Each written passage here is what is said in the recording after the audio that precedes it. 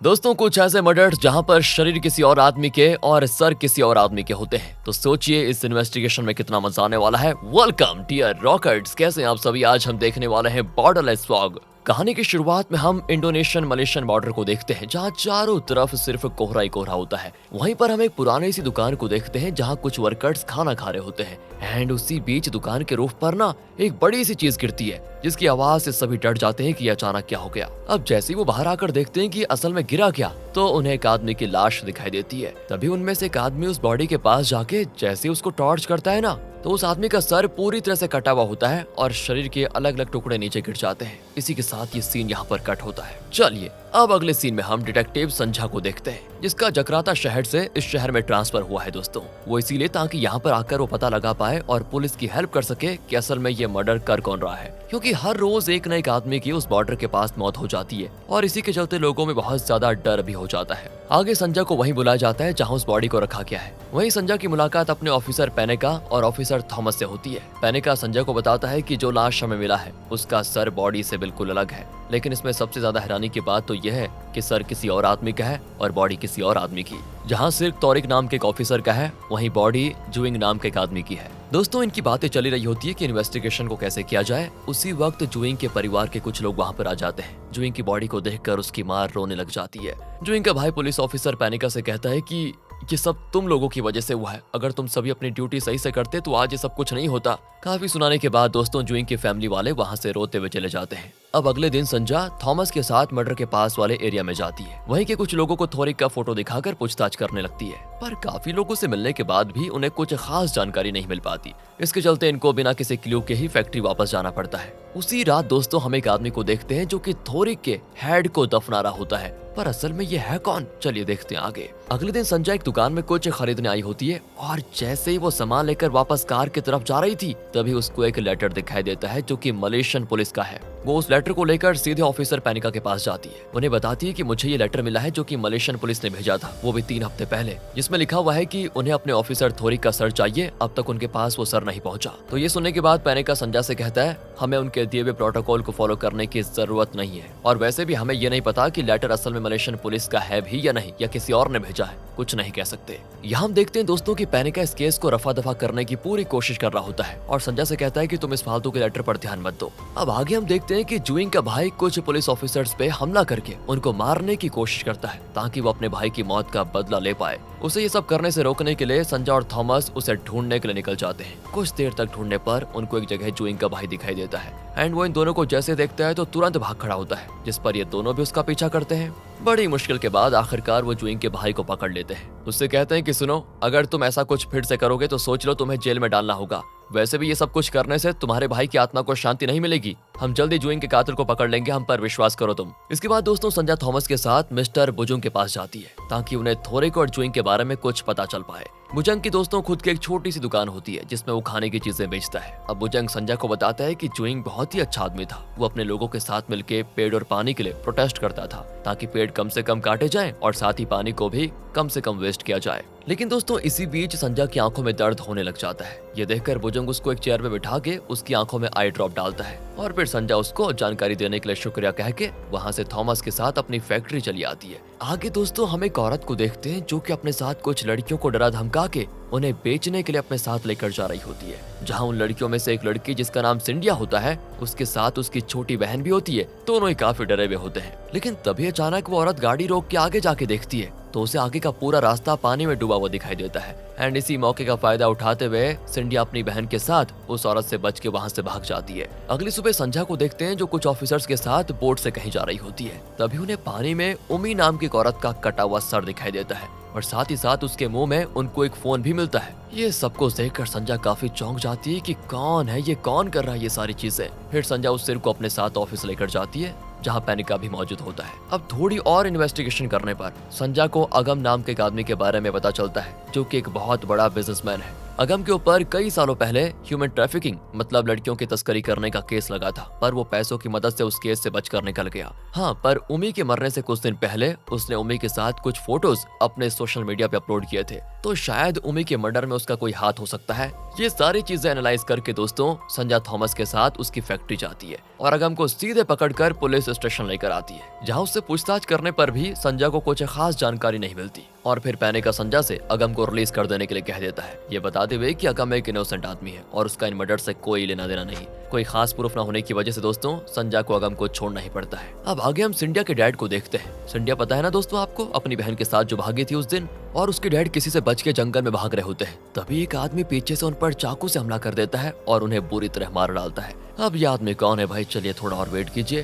फिर दोस्तों पुलिस उनकी बॉडी को पोस्टमार्टम के लिए भेज देती है। आगे सभी गांव वाले एक साथ बैठ के सिंडिया के पिता के मर्डर के बारे में बातें कर रहे होते हैं कि किसने इसको मारा, क्या दुश्मनी रही होगी वगैरह वगैरह। वहीं हम संजय को देखते हैं जो कि सिंडिया के पापा की मौत से काफी दुखी होती है। तभी उसकी नजर एक बच्ची पे जाती है जिसके हाथ में एक लॉकेट होता है। असल में दोस्तों ये लॉकेट तो जुइंग का होता है, जो कि हम साफ साफ जुइंग की फोटो में सेम लॉकेट देख सकते हैं। संजय उससे पूछती है तुम्हें लॉकेट कहाँ से मिला, किसने दिया तुमको ये लॉकेट? जिस पर जवाब देते हुए वो लड़की कहती है जब हमें किडनैप करके एक जगह रखा गया था वहीं मुझे लॉकेट मिला था। उसके बाद दोस्तों संजय के पूछने पर वो लड़की संजय को उस जगह की लोकेशन बता देती है। अब संजय उस जगह जाने का फैसला करती है ताकि उसे मर्डर के बारे में पता चल जाए या फिर उसके बारे में कुछ सबूत मिल जाए। जहाँ जाकर उसको एक बड़ी सी फैक्ट्री दिखती है जो कि अब पूरी तरह से खंडर में बदली हुई है। संजय उस फैक्ट्री में चारों तरफ कुछ क्लू ढूंढने की कोशिश करती है, लेकिन तभी एक आदमी जिसका पूरा शरीर काले कपड़े से ढका होता है वो संजय पे अचानक पीछे से हमला कर देता है और उसे बुरी तरह मारने लग जाता है। मारते मारते दोस्तों वो उसको धक्का देकर एक गड्ढे में गिरा देता है जो कि उसी फैक्ट्री के बीचों बीच है।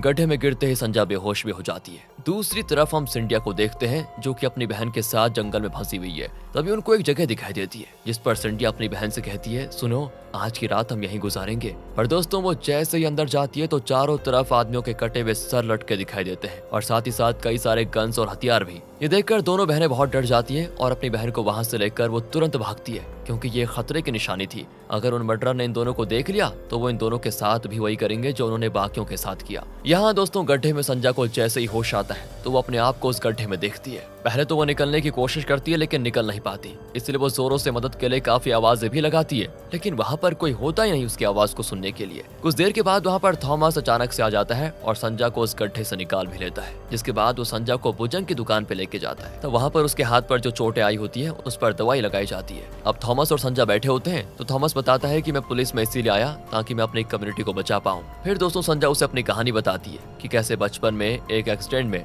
उसने एक छोटी सी बच्ची को कार से उड़ा दिया था। ये कहानी बताते बताते संजय काफी दुखी हो जाती है। इसके बाद दोनों फैक्ट्री चले आते हैं। अगले दिन की बात है दोस्तों, संजय जैसे ठीक होती है ना तो ऑफिस में जाती है। वो देखती है कि कोई आदमी थॉमस को एक एनवलप दे रहा है और ये सब कुछ देखकर संजय को कहीं न कहीं थॉमस पे थोड़ा शक होता है दोस्तों।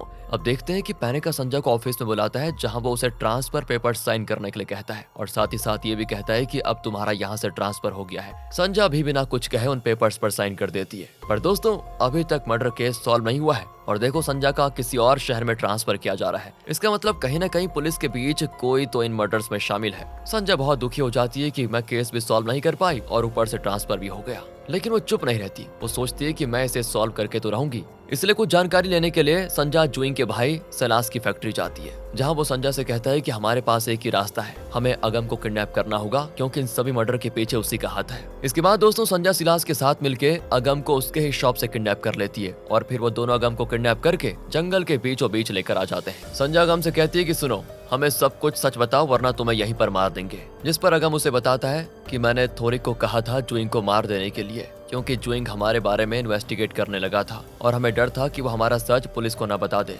और इस काम में थोरिक भी हमारे साथ मिला हुआ था। हाँ लेकिन थोरिक के मर्डर में मेरा कोई हाथ नहीं है। दोस्तों हुआ ये था कि एक दिन किसी ने थोरिक का सर अगम के फैक्ट्री में भेज दिया था, जिसको देखकर अगम काफी डर गया। इसीलिए अगम थोरिक के सर को जला देता है ताकि वो किसी मुसीबत में ही न फंसे। और अब मूवी के बीच में हमने जिस आदमी को उस सर को जलाते हुए देखा था वो कोई और नहीं बल्कि अगम ही था। तो अब ये तो पता चल गया कि जुइंग को थोरिक के हाथों अगम ने मरवाया था, पर थोरिक को किसने मारा बस पता चलने वाला है। इसी बीच हम थॉमस और पैनिका को देखते हैं, जहां थॉमस कार में पैनिका का वेट कर रहा होता है। तभी थॉमस अपने फोन का रिकॉर्डिंग ऑन करके चुपके से उसे कार में छुपा देता है एंड उसी वक्त वहां पर पैनिका कार में आता है। दोनों वापस पुलिस स्टेशन जा ही रहे होते हैं। उसी वक्त बीच रास्ते में थॉमस पैनिका पे गन रख देता है और उससे पूछता है कि क्या तुम संजय को मारना चाहते हो। असल में दोस्तों थॉमस और पैनिका भी अगम के साथ मिले हुए थे। अगम ने इन दोनों को पैसे दिए थे ताकि जुइंग और थॉरी के मर्डर के बारे में किसी को कुछ पता ही ना चले और ये केस बंद हो जाए। पैनिका कहता है कि संजा की वजह से हम दोनों भी इस केस में फंस सकते हैं,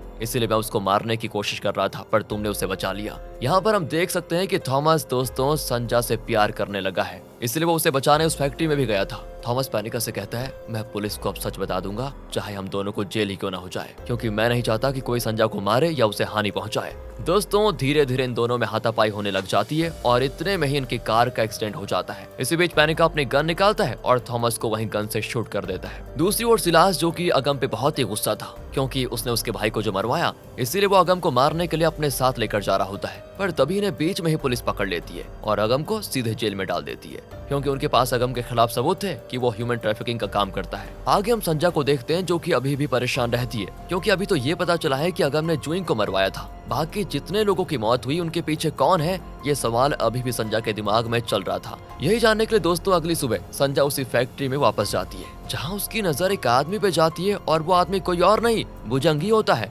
भुजंग वहाँ संजा को बताता है कि थॉमस का मर्डर पैनिका ने ही किया है। जहाँ दोस्तों हम थॉमस का सर वहाँ पर रखा हुआ देख सकते हैं। असल में पैनिका थॉमस को मारकर उसके गले को एक चाकू की मदद से काट देता है और फिर पैनिका थॉमस की बॉडी और सिर को यहीं खंडर में लेके रख देता है। साथ ही साथ हम वहाँ उस छोटी सी बच्ची को भी देखते हैं जो कि जंगल में गुम हो गई थी। अब आगे भुजंग संजा को बताता है कि मैंने बीच में गोली की आवाज सुनी, तभी यहाँ पर आ गया और उस समय मैंने देखा कि पैनिका थॉमस का सर काट रहा है। ये देखकर मैंने पैनिका को पीछे से पकड़कर रस्सी से बांध दिया। लेकिन दोस्तों तभी वहाँ पर पैनिका आता है और संजा से कहता है, ये पागल आदमी है, इसको मार दो, इसकी बातें मत सुनो। भुजंग तो दोस्तों संजा को बार बार कह रहा होता है कि असली किलर पैनिका है, पर संजा उससे कहती है नहीं, असली किलर तुम हो। भुजंग धीरे से दोस्तों अपना सिर हिलाते हुए कहता है हाँ, और आगे वो संजा को बताता है कि उसने जुइंग, थोरिक और उमा को मारा है, क्योंकि वो सभी छोटी उम्र की बच्चों को बेचने का काम करते थे और पुलिस को ये लगता था कि इन मौत के पीछे कोई ह्यूमन ट्रैफिकिंग वाले का हाथ है। भुजंग के पास ह्यूमन ट्रैफिकिंग को रोकने का दोस्तों यही एक रास्ता था, इसलिए भुजंग को ये कदम उठाना पड़ा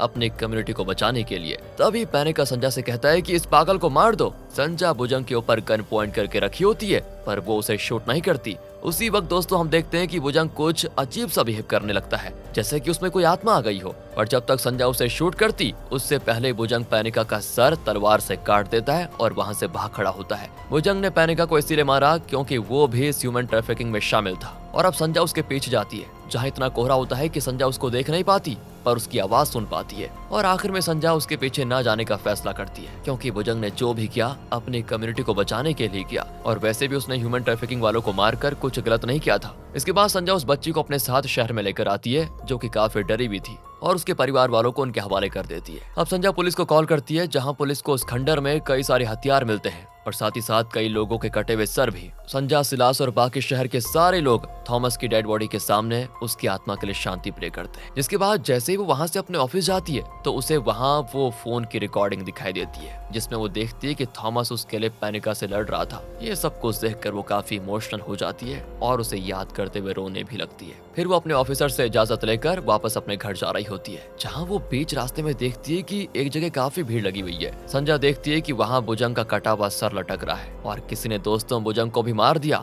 अब किसने भुजंग को मारा है, इसके दो कारण हो सकते हैं। पहला तो ये कि भुजंग को फॉरेस्ट की आत्मा ने मारा होगा, जिसका कारण क्या हो सकता है कुछ देर में पता चलेगा। वहीं भुजंग की मौत का दूसरा जो मुझे कारण लगता है दोस्तों, वो ये है कि भुजंग ने सभी इलीगल ट्रैफिकिंग करने वालों को मार दिया था। तो ऐसा हो सकता है कि उन्हीं ट्रैफिकर्स के किसी क्लोज आदमी को या किसी टीम मेंबर को इस बात का पता चल गया होगा कि भुजंग ने उनके आदमी को मारा है, इसीलिए उनमें से किसी ने भुजंग को मार दिया होगा। लेकिन इस थियरी से ज्यादा पहले वाला कारण ज्यादा सही लगता है, जिसमें हम सोच सकते हैं कि भुजंग को फॉरेस्ट की आत्मा ने मारा होगा। तो पहले मैं आपको बता देता हूँ कि फॉरेस्ट की आत्मा ही थी जो पूरे समय भुजंग की बुरे लोगों को मारने में मदद कर रही थी और उसे हमेशा इतनी शक्ति देती रही जिससे वो इन सभी ट्रैफिकर्स को मार पाए। लेकिन फिर सोचने वाली बात यह है कि जब एक तरफ वो आत्मा भुजंग की मदद कर रही थी, तो वो उसको मारेगी क्यों? तो इसे समझने के लिए दोस्तों हमें थोड़ी हिस्ट्री जाननी पड़ेगी। देखिए 1967 से लेकर 1990 तक मलेशिया और इंडोनेशिया में कम्युनिटी आइडियोलॉजी बहुत बढ़ रही थी, जिसका काम यूजुअली गवर्नमेंट के खिलाफ बात करना होता है, जिस वजह से वहाँ की गवर्नमेंट कम्युनिस्ट लोगों को मार रही थी। और अगर हम इस कहानी को देखें तो ये कहानी 1972 में हो रही है, यानी कि उसी समय में। और हमें कहानी के बीच में ये भी बताया जाता है कि फॉरेस्ट में जो आत्मा है वो किसी बड़े कम्युनिस्ट लीडर की आत्मा है दोस्तों। अब आप काफी हद तक समझ सकते हैं कि वो आत्मा भुजंग की इसीलिए मदद कर रही थी क्योंकि वो कम्युनिस्ट थी और लोगों का भला चाहती थी, लेकिन वो ये नहीं चाहती थी कि लोग गवर्नमेंट और मिलिट्री के अंडर रहे। अब दोस्तों उस कम्युनिस्ट की आत्मा ने भुजंग को मारा जबकि वो पहले उसकी मदद कर रही थी, तो इसका जवाब हमें मूवी के एंडिंग सीन में दिखता है, जहाँ पर हम एक छोटे बच्चे के हाथ में एक मिलिट्री शू को देखते हैं जो कि खून से पूरी तरह लथपथ है और उसे वो एक नदी में साफ कर रहा है दोस्तों। लेकिन इस सीन का मतलब क्या है? अब इस सीन का मतलब है कि भुजंग जब बच्चा था तब उसकी मिलिट्री के साथ इन्वॉल्वमेंट थी और वो मिलिट्री वालों की मदद किया करता था, जो कि हम इस सीन में साफ साफ देख पा रहे हैं दोस्तों, क्योंकि वो मिलिट्री वालों का शू साफ कर रहा है, जो कि एक तरफ से देखें तो ये लग रहा है कि वो उनकी मदद कर रहा है। एंड इसी वजह से जब कम्युनिस्ट की आत्मा को ये बात पता चली तो वो उसी वक्त भुजंग को मार देती है, क्योंकि कम्युनिस्ट आइडियोलॉजी मिलिट्री के खिलाफ होती है। तो अब आखिर में पता चल ही गया है कि इन सभी मर्डर के पीछे कोई और नहीं बल्कि भुजंग का ही हाथ था, जिसकी मदद वो आत्मा कर रही थी। एंड इसी के साथ दोस्तों ये मूवी यहाँ पर खत्म होती है। बाकी इस मूवी की जो एंडिंग है वो ओपन एंडिंग है। यहाँ पर कुछ नहीं बताया गया क्या हुआ, लेकिन मैं अपनी तरफ से बता रहा हूँ आपको थोड़ा रिसर्च करके। बाकी आपको कैसी लगी मूवी कमेंट करके बताइए। मिलते हैं आपसे अगली वीडियो में। ध्यान रखेगा अपना। Thanks for watching bro.